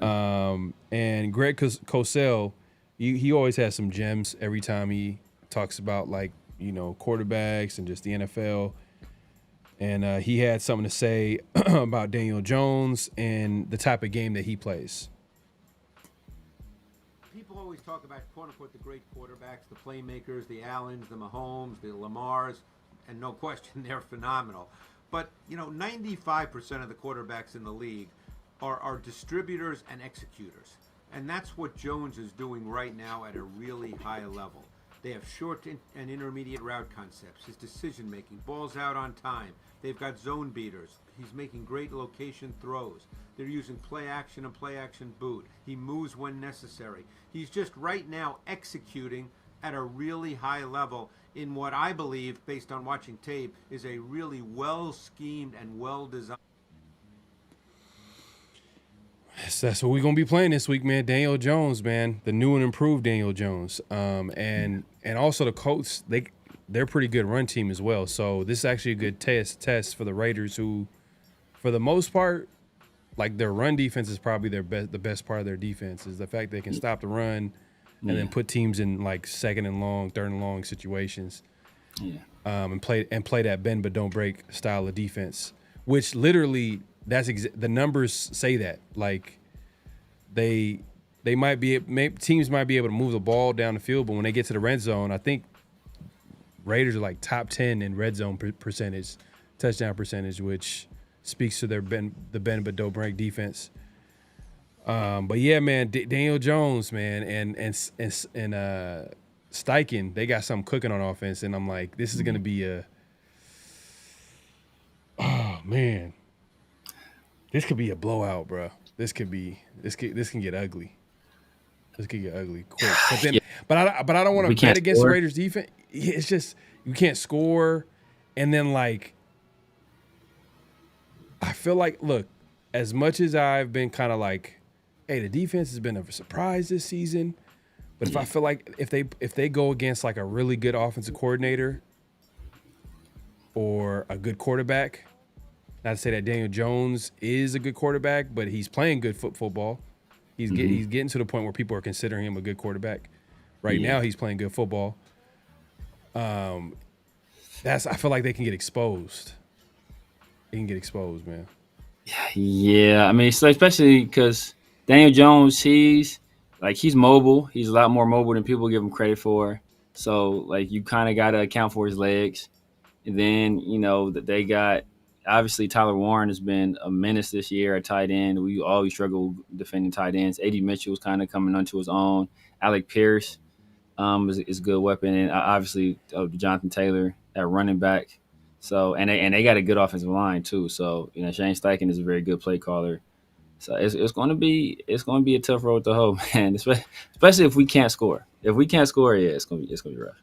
Bro, and the way they're using Warren, the tight end, I would have thought that the Raiders would be using Brock Bowers like that, and we haven't really. I mean, maybe the injury is kind of messing things up, but for this year, for this year is for sure the injury.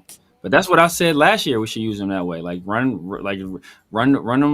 Like run him, like, you know, like give him handoffs, give him jet sweeps, like let him do all that stuff. He with the ball in his hands, he's one of the best players in the league with the ball in his hands. So, bro, I'm telling you, man, when you got a good offensive coordinator they can unlock players like that. That's what Browers needs. He needs a good OC. Hopefully Chip Kelly is that guy. Like at OC, it's still early. He's still kind of like I like the fact that he made some adjustments. To be honest with you, I think he had like a solid. I think he had a solid game calling the game. I mean, especially you said one of the passes was designed. I don't know. I felt like both of them feels like they were designed plays to Jeanty in the red zone. The first one was designed. Plays? The first one was designed for sure. The second one, it was a check down. I'm pretty sure it was a check down. It was just so quick. I'm just used to Jeanty holding the ball. He held the ball a little while. He scanned the field. Maybe the situation, maybe that was their design and they wanted him to hold the ball and then dump it off to Jeanty. But I think he held the ball a little while. But the second one, it was like Jeanty out the backfield, get him like best to give him a running start, throw him the ball, and give him a head of steam, and you got a head of steam, he's hard to bring down. Yeah, and that's what I said too, man. If Chip Kelly, that was one of the things. If the Raiders wanted to win games right off the gate and be good this season, it would have to be because of the offense, based off the weapons they had and things like that. But you got to be creative when you don't have like a really good offense. You don't have a good wide receiver core, but at the same time, and I'm not saying they're like bad, like they're going to be bad. It's just that they're inexperienced outside of Myers. Well, you know what? I'll say this: Trey needs to get the ball more. They gotta need to find a way to get it. But he's playing well, bro. And then I think they were finding ways. They were finding ways. They're finding ways, but I feel like even in the past game, like they might have missed. And I don't know what's up with like Gino. Like they're really sitting on that intermediate part of the football field. Like they're like waiting for him to let it go right there. Like I don't know. He's not seeing it for some reason. Some of it is honestly it's play design. Some of it is like lazy route running, to be honest with you. Some of it is just Gino not recognizing. Like they ran dagger. And like the first interception was shout out to Marcus, and I was hollering at Marcus because I was like, man, I was like, it looked like damn, what concept was that? I forgot what concept was. And I asked him about it. He's like, no, it's wide cross. Except it's like a 3x0 wide cross. But if you look at the play, like there's nobody on the backside too, because the Bears were in cover 3. So you cover 3, like that backside corner, the deep corner, like he had essentially nobody to defend because all the routes were going to the other side, to the strong side of the field. So he was just free. So he was able to take Trey Tucker, who was running like a deep over route. And then I think Dante Thornton was on the streak, and then Jacoby had like the deep dig. But since there was no other route to that side, that corner was able to just cheat up on Trey Tucker.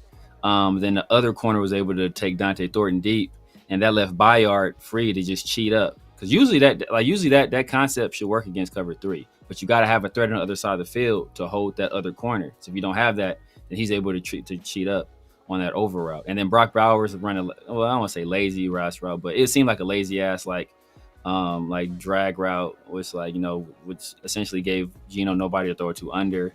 And then Bayard was already cheating up on the other route, and then that was all she wrote.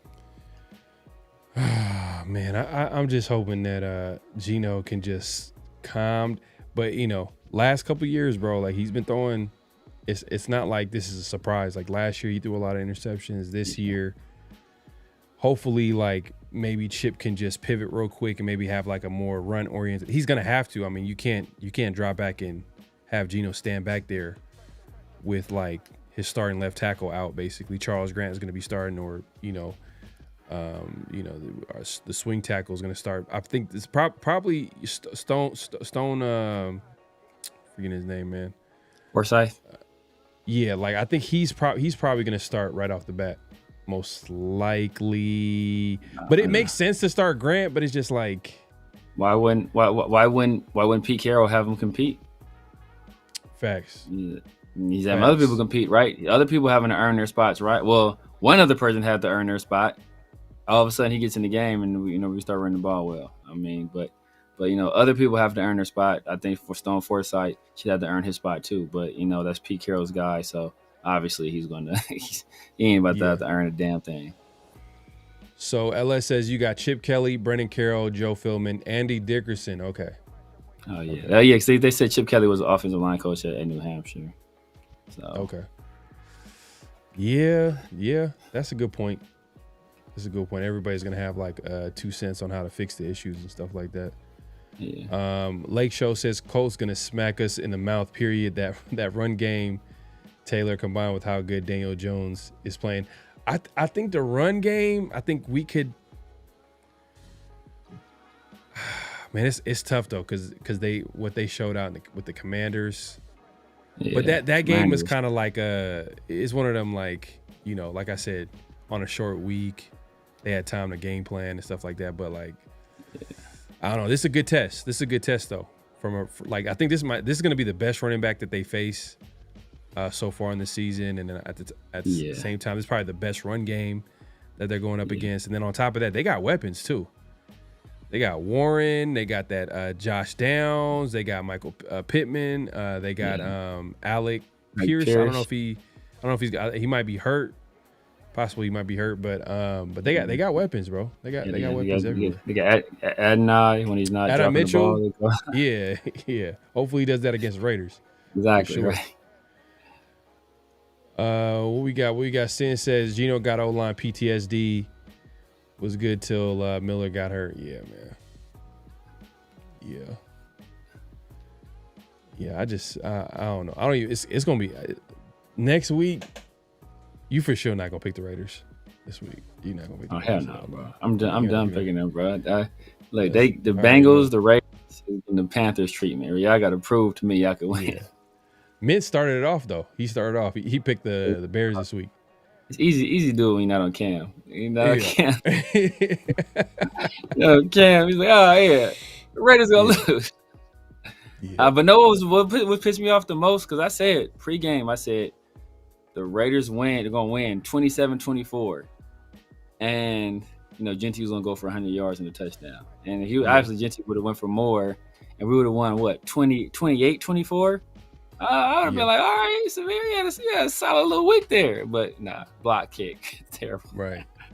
Oh, that's another thing I want to send you, man, is that, on that block kicked, they said that Bobenmeyer has a tail, and their special team coach caught his tail.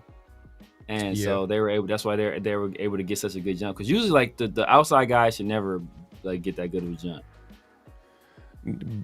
Pete Carroll said, cool story, bro. But he said, like, I don't know what he's talking about. He said they went and looked back. He's like that wasn't something that we seen at all. But he seemed pretty confident about it. Apparently, it's something he's seen because he blocked the damn kick. He blocked the damn kick for sure. Look. Who do I believe? Him or Pete Carroll? Come on, right. Come on. What is Pete's track record with the truth right now? Like, it's looking pretty spotty. Yeah. Nah, facts. Yeah, it's and Pete be lying too. He be lying. Exactly. He be lying. Coach says, I hope Gino continues to play poorly.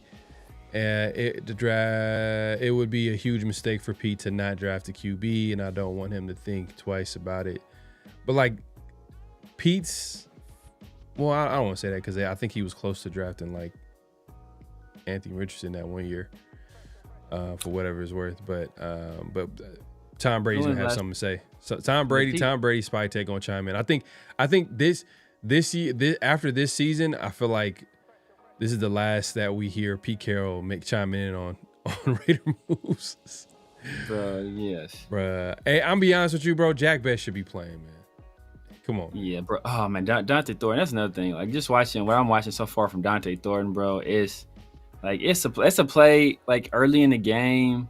He's running like a deep crossing route, and if the DB was a better DB, it would have been picked off because like it was like a pick play. I want to say it was like a pick play between him and Trey, where his defender got picked off, and like he had separation, but instead of flattening his route out, he's like drifting on his route into the defender. So I gave it like if he would just flatten the route out, Gino could have hit him, and it would probably been a big game if he turns on the Jets. But he's like. Yeah. Lackadaisically running across the field, not even running fast, and just running, drifting back, not even running. Like, it's just terrible. I don't know, but Jack Best fan, but let's see what he can do at this point. Let's see what he can do. Yeah, but why he's not going to get a chance though? Because who suggested that the Raiders draft Dante Thornton? Old man Pete. Yep. Thought you were gonna say Pharaoh, but you know, I said later in the draft. Yeah, later. I didn't think, yeah. I didn't think he was gonna start right away. I was like, oh, okay, this is a nice little, you know, depth piece. You know, it's deep threat, guy that you could bring in, run deep routes. I didn't think he was gonna be the starting outside receiver. Lo and behold, he right off the bat. So I don't know, mate. The Raiders see a lot in him, so. Obviously, he has the traits and all that good stuff, but I did not expect him to start. But Jack Besh in the red zone, like, how do you like Jack? If Jack, hindsight is 2020, but if you switch Jack Besh in that situation, he would have caught that ball. He would have caught that ball, and he's such a physical receiver. That's his game. He would have fought his way into that end zone. Yeah, but. You could have caught it and just rolled. All you have to do is catch it and roll over once, right? You're gonna end something, bro. Just catch it and roll once. Touchdown. Man, nah, facts. SoCast says the common number is 3. Pete, Chip, and Gino all signed for 3 years. Do they last to rebuild? Hey, next year is basically Gino's last year before the Raiders can like get out. They can get out of the contract after next year. If they cut him, there's an $18 million cap hit. Which is not bad. It's not crazy, yeah. It's not bad. It's not no money, but it's not crazy. Yeah, like let's say if Gino plays so bad for the entire season, like it's so bad, we're like, man, like it doesn't even make sense to even have you on the roster next year, which would be like terrible.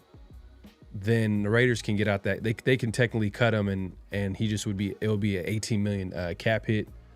But either way, if he just plays next year, which I'm cool with, like it's not like we have like a lot of options at quarterback. And then if you draft like a young guy, it's like a perfect situation. You got Gino, veteran, boom, have a young guy.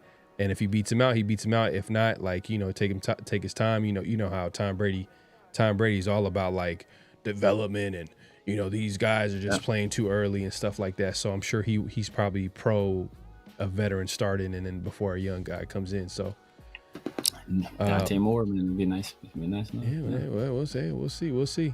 They said they got him number 1 overall. They got him over Lenore Sellers. I'm surprising. In a mock draft, yeah, they had Dante Moore. I forgot. I think it might have been. I think shout out Rundown. I think he might have retweeted it. Mm-hmm. He might have retweeted it, and they had the Raiders taking Caleb Downs, safety. Oh, Caleb Downs is a dog, though. I want. Let's high. Caleb Downs is a dog. That's high for a safety. Caleb Downs is a dog, though. And the left tackle from Miami was on the board too. They could have got him. Oh yeah, I'll go with that left tackle.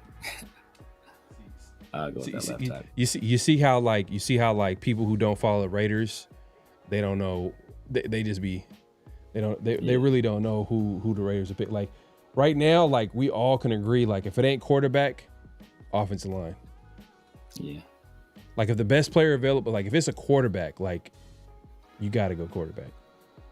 Yeah. But obviously, if it's a reach with the quarterback, then I would definitely probably get the best offensive lineman on the board. I'm not gonna lie, we need an edge rusher too, because our D line, we not getting no pressure, bro.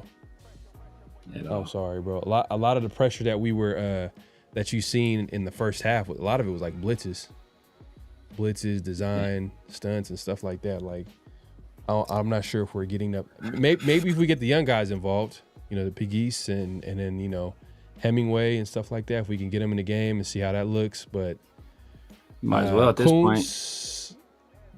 I mean, what did you see from Kuntz? Did you? I don't know. I didn't really see him flash. I gotta rewatch it. They started the game without Kuntz out there. They started the game, which was ironic because they started the game kind of how they ended the game against Washington, with like a jumbo defensive line where it was Booker, Lualu, Butler, and Max on the line, and then Pratt as kind of like the hang defender. You know, kind of, I guess, like almost like a Leo type situation. So that's how they started the game. Lake Show. Hey, no, I actually remember Lake Show calling Gino trash. You been calling Gino trash, yeah. And Severe, I tried to tell you should have drafted Shador. You still rocking with Gino. I ain't seen Shador. Like get his uniform dirty yet, so I can't say what he gonna be doing. He ain't broke a sweat, bruh. But you know what though? Damn. But is he even gonna have is he gonna even play this season? It don't seem like they're gonna even put him out there, bro. It's gonna be a lot. It's gonna take a lot for him to play, bro. If he has multiple injuries, like yeah, because they drafted the other boy. I think he's the backup quarterback right now. The other Dylan Gabriel. Then Gabriel. So like I don't know. And you know what's ironic too? Like one of the teams that he told him to pass on him. The Ravens was going to draft him. I think they called him. Yeah, he would have been playing. I think Lamar's hurt right now. Yeah, but I don't know if he's going to miss any games though. Yeah, I think he is hurt right now though. Damn, the Ravens literally. That's probably one of the surprises of the season. Like the Ravens, they're looking like they're probably gonna. I don't know. I want to say they're gonna miss the playoffs, but man, what are they like 1-3? Yeah, they're 1-3. They're the same record as us.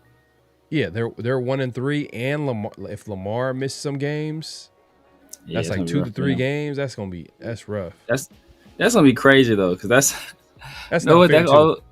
It's gonna be if I say that almost be like a blessing in disguise. Cause they'll get like a top 10 pick. They get like some crazy ass like receiver or something like that. Bro. Yeah.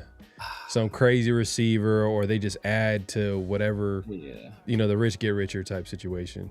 You know. Yeah. And they know how to draft well too. So. Yeah. Real quick, man, we got to get into what's real, what's not. This is where we say a statement and we react to it if it's real or it's not. Samir, what's real, what's not statement this week? What's real, what's not for this week? The sole what's real, what's not this week is, despite what was said this offseason, the higher ups for the Raiders never really expect to field a winning team this year. Say that one more time. Despite what was said this offseason, the higher ups for the Raiders never really expected to field a winning team this year. Is that real or is it not?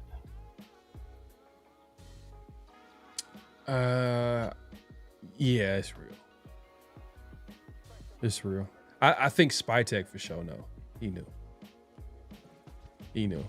That's his job is to know.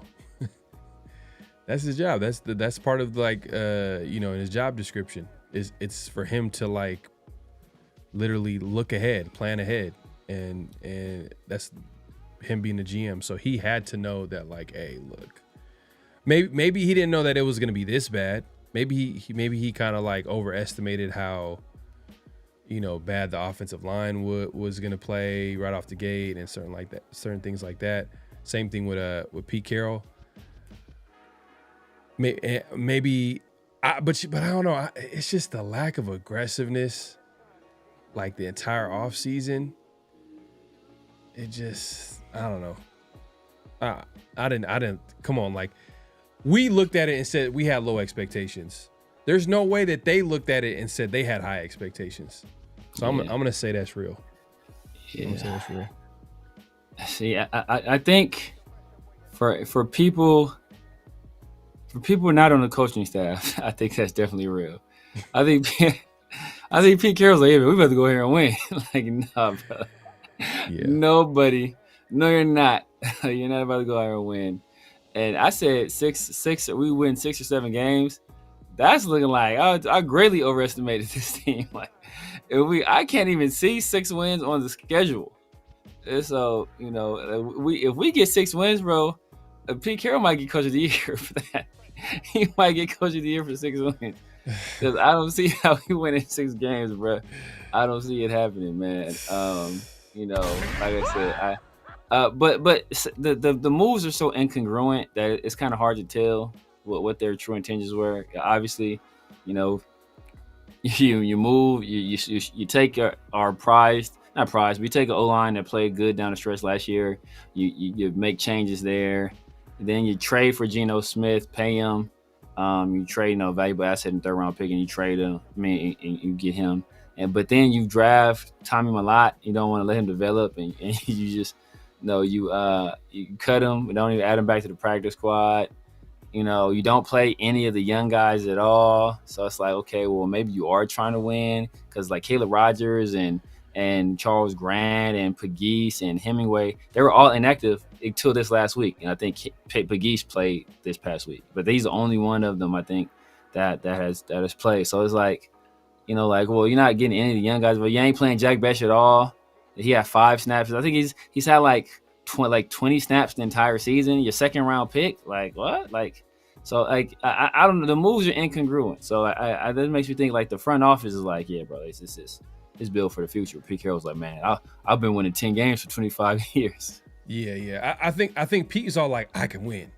I just I know you're gonna make.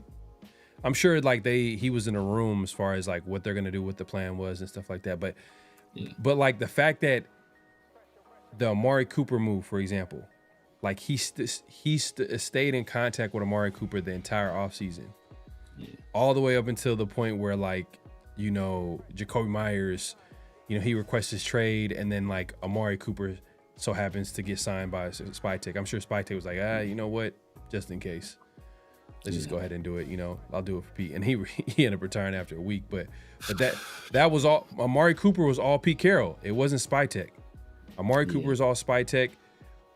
How about the trade between Booker and Bennett? Was that Spytek? Was that Pete Carroll? Because I feel like Pete doesn't value him as much as we valued him.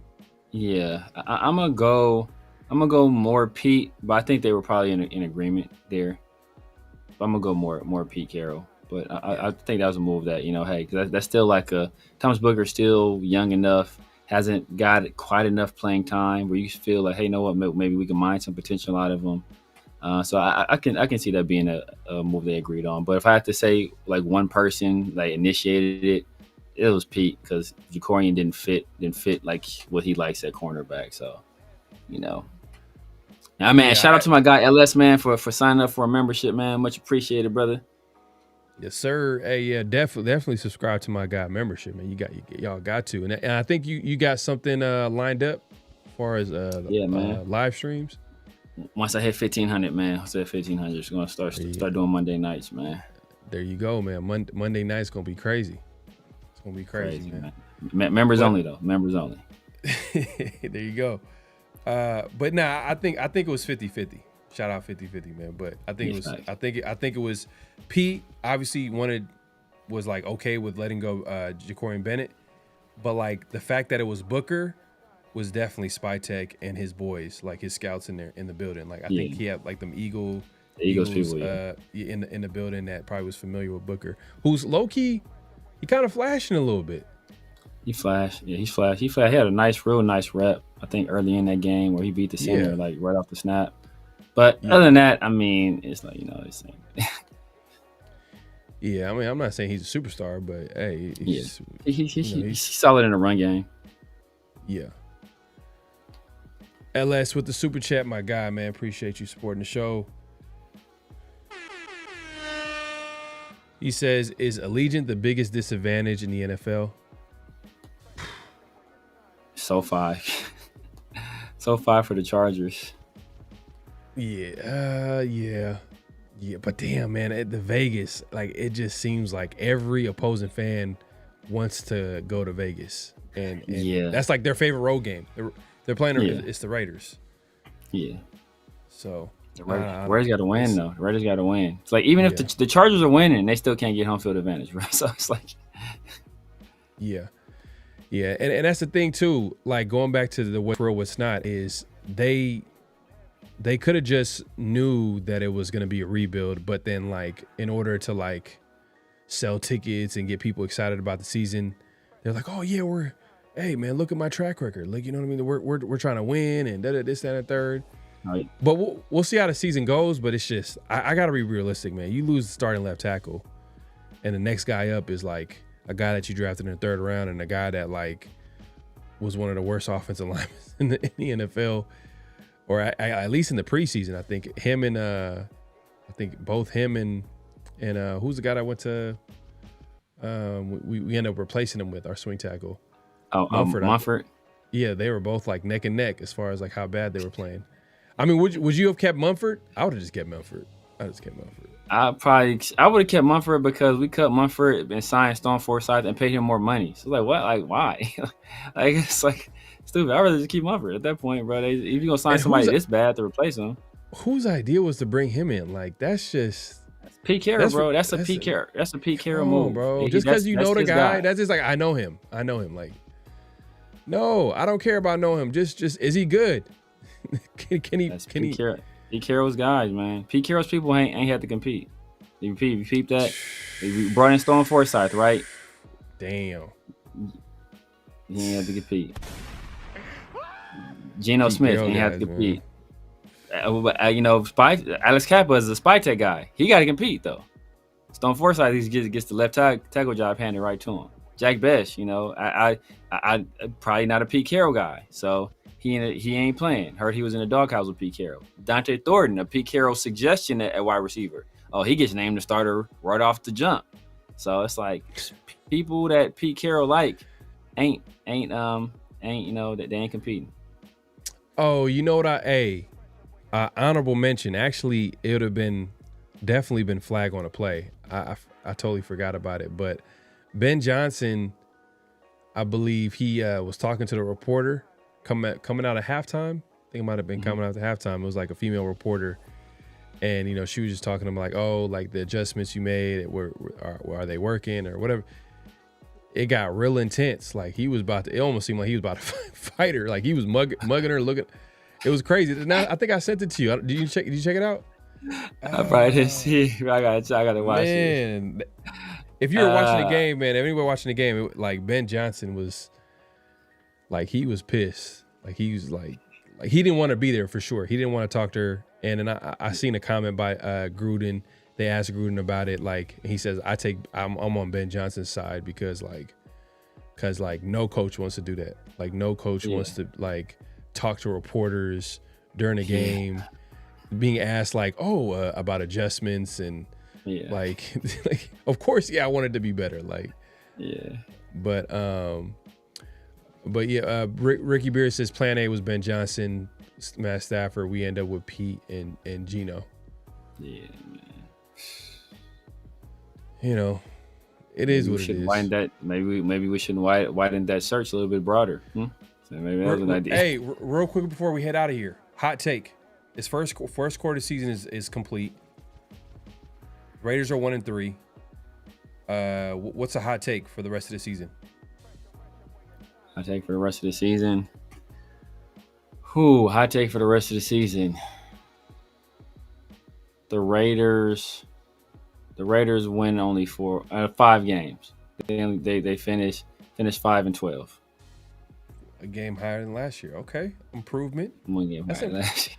A little bit of improvement right there. A whole lot of money is spent for that improvement. Damn, this is gonna be a crazy hot take.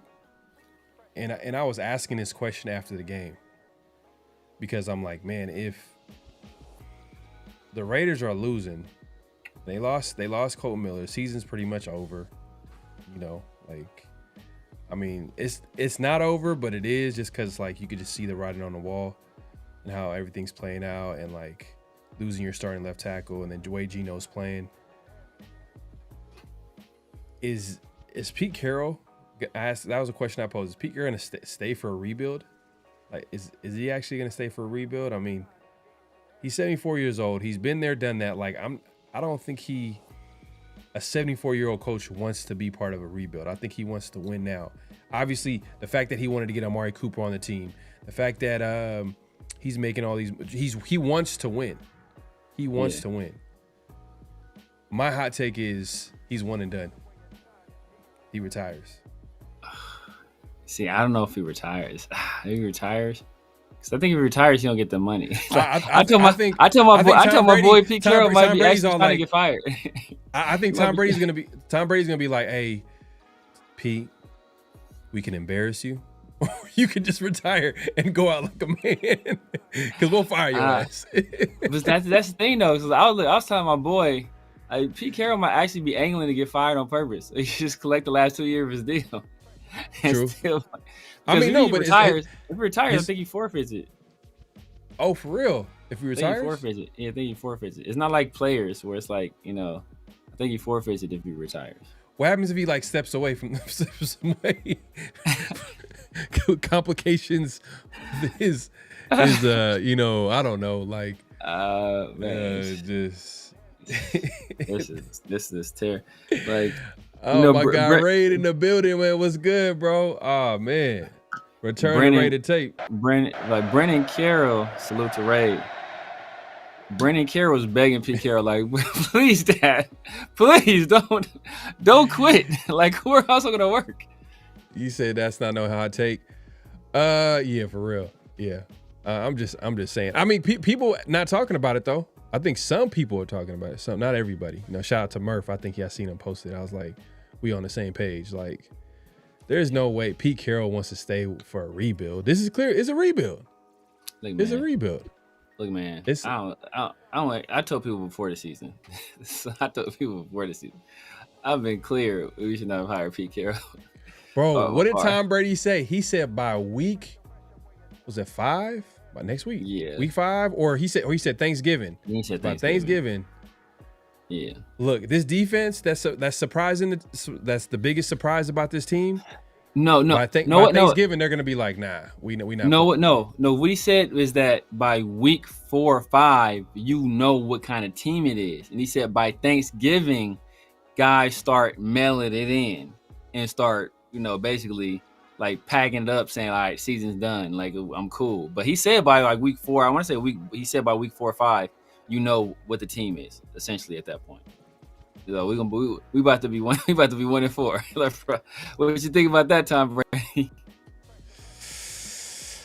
Yeah, and it's like the Raiders don't even have an identity. They don't have no identity on offense. Like I feel like they want to run the ball, but I mean, it's only last week. But is that their identity? If they did it one time, is that their identity? They got to do it like more than once. Like they got to have some type of consistency. Oh yeah, definitely. For you to before you can say, that's their identity. Yeah. Man, shout out to everybody pulling up. Make sure to clock in. At this point, clock out. Hit that like button. Hit that subscribe button. Hit that notification bell. We're going live on both our channels. So if you haven't subscribed, that's spicy right there. Super Omnicron. What do you say? Perry resigns mid-season. Oh yeah. Mid-season. That's not even. That is a hot take. But damn, that's you know what that is? That's like Raider special. That's a Raider special, like dysfunctional special right there. That would be wicked. If Carroll retired mid-season, I would respect that at all. Look, that's not respectable. If Pete Carroll if Pete Carroll only coaches this year, this is the worst coaching hire in Raiders history. Like, I don't care what you say about Art Shell 2.0. I don't care what you say about Lane Kiffin. I don't care what you say about Antonio Pierce. If Pete Carroll retires after this year or doesn't go coach past this year, it's the worst coaching hire in history. Because of the whole reason you hired him was to stop the string of one and done coaches and to build a foundation. And if he loses, destroys team chemistry or destroys morale with one of your best young players in JPJ, and if we lose this season, we could be losing Max mentally. He could be checked out on the Raiders. Like all that can happen under Pete Carroll's watch. It could go down as and he's already set the record for the oldest mother effer ever to coach in the NFL. It'd ever be hired. Like we like the warning signs were flashing bright red in your face, and you still did it. If he don't make it past this year, bro, worst hire in Raiders history. I'm saying 4 to 5 wins, 8 ain't a hot take. I mean, before the season started, I mean, this is everybody that's been watching us since the offseason, we've all said that we had low expectations going to the season. and we kept saying like, damn, we're probably gonna go like the Raiders probably gonna go like 7-10. Everyone's like, what? You know, like so people were like 8-9, 9-8. You know, the typical, you know, positive. But they did that with AP. It's the same thing as, oh, we're gonna win 10, 11 games. Yeah, that's true. That's true. Yeah, it is what it is, man. But hopefully all is well, Raid, man. Hopefully we can get you on, man. Hopefully get you on, man. It'll be dope to have you on the show, man, and chop it up. I don't know if you've been paying attention to the Raiders, but you know, it is same old Raiders, man. Same old Raiders. But yeah, man, we appreciate everybody pulling up. We about to head out. Great show. Severe. Time out. I would say this. If Pete Carroll retires, he's like, I'm stepping away from football to spend time with my family. Brady Carroll's gonna be like, what the fuck?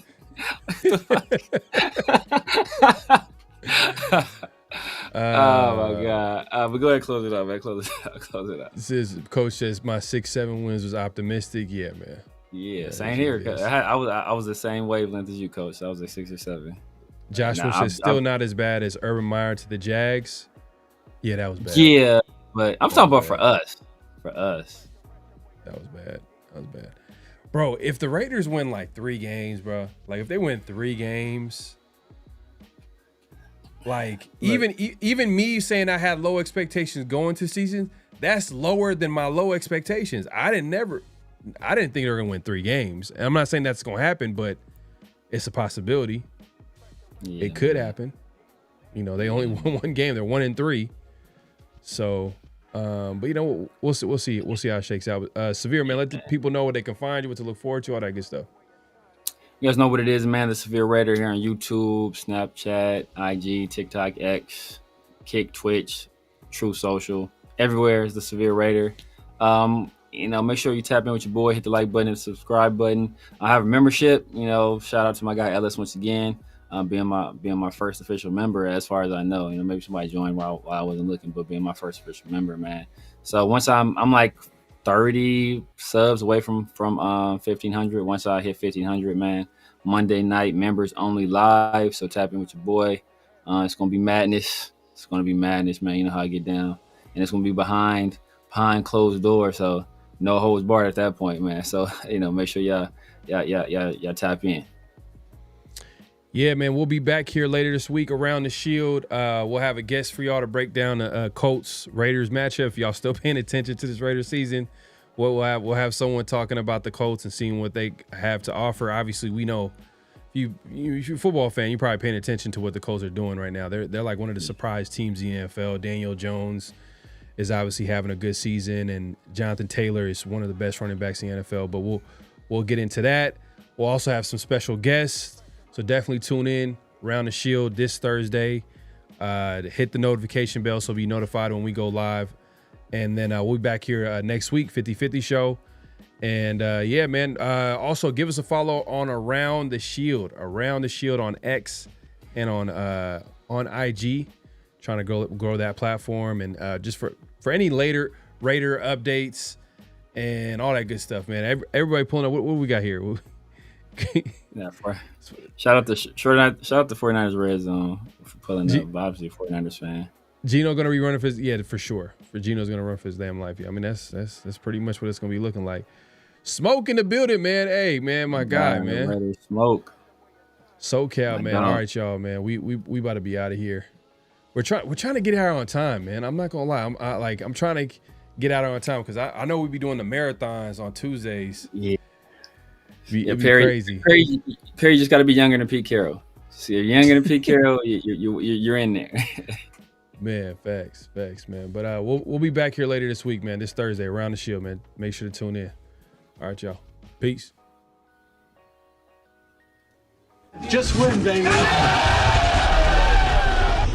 Hello? You play to win the game. You don't play to just play it.